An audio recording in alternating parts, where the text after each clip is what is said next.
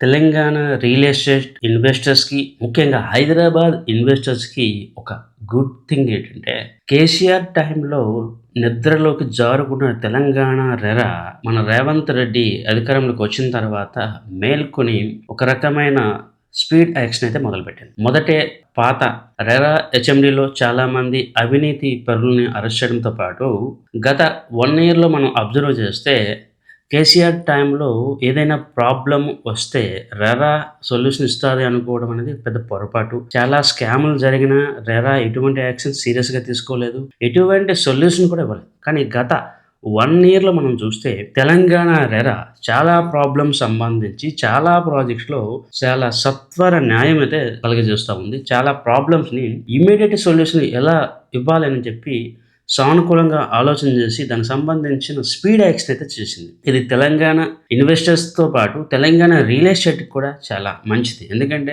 Real ఎస్టేట్‌లో frauds పెరిగిపోయినా, real ఎస్టేట్‌లో regulations కరెక్ట్‌గా లేకపోయినా అది ఎంటైర్ మార్కెట్‌ని, ఇంకా ముఖ్యంగా మంచిగా ఉన్న వాళ్ళకి కూడా ఇంపాక్ట్ చూపిస్తది. సో, రియల్ ఎస్టేట్‌లో రూల్స్ అండ్ రెగ్యులేషన్స్ ఖచ్చితంగా ఫాలో అవ్వాలి. తెలంగాణ రెరా ఏదైతే ఉందో అది మరింత రెగ్యులేషన్స్ ఎథికల్‌గా చేయాలి.